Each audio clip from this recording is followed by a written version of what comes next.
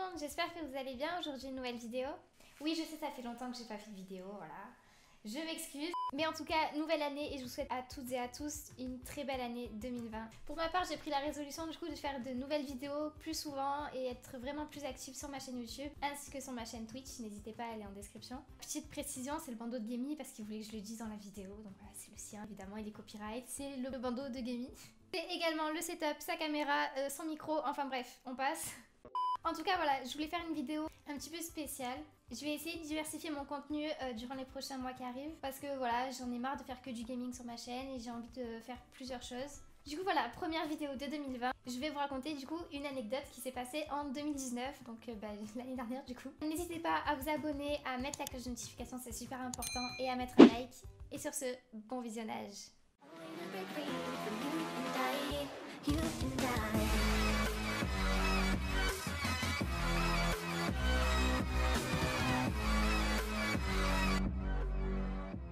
Je vais vous raconter les pires anecdotes de mon année 2019. J'en ai choisi 2 parmi tant d'autres, mais j'ai décidé de choisir les pires parce que voilà, je trouve que c'est intéressant. Du coup, pour ceux qui savent pas, j'ai 17 ans et j'étais donc l'année dernière en première littéraire. Donc en première, à la fin de l'année, on a un bac aussi à passer. Donc le bac de français, le bac de sciences et une autre épreuve qui s'appelle TPE. Dans mon épreuve de sciences, j'avais de la SVT, de la physique-chimie. C'était vraiment les pires matières pour moi, c'est vraiment ma hantise parce que je suis vraiment nulle en maths, nulle en sciences, nulle en tout ça, tous ces trucs, je comprends rien du tout. C'est pour ça que je suis allée en littéraire d'ailleurs.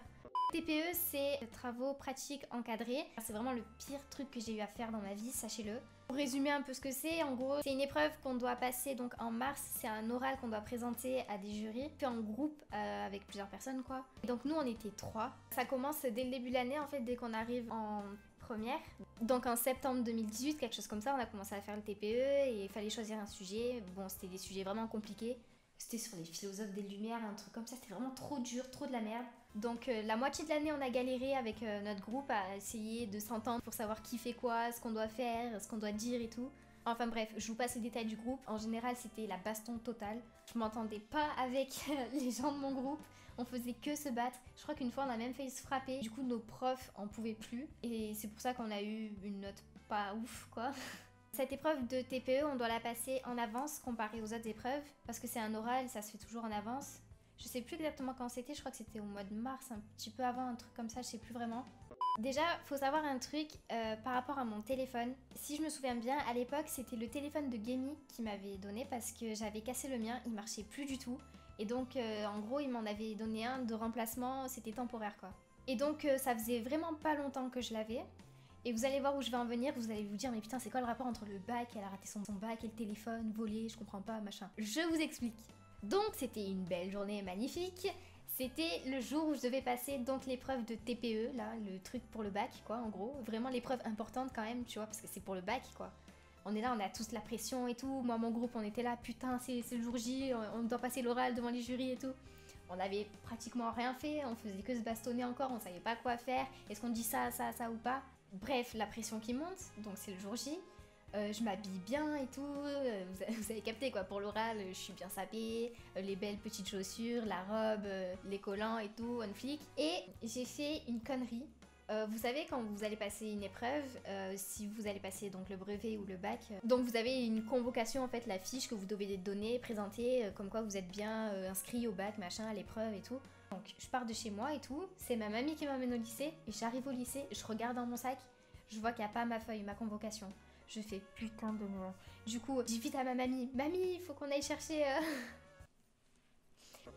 faut qu'on retourne à la maison chercher ma feuille et tout. Heureusement, j'étais un peu en avance, tu vois.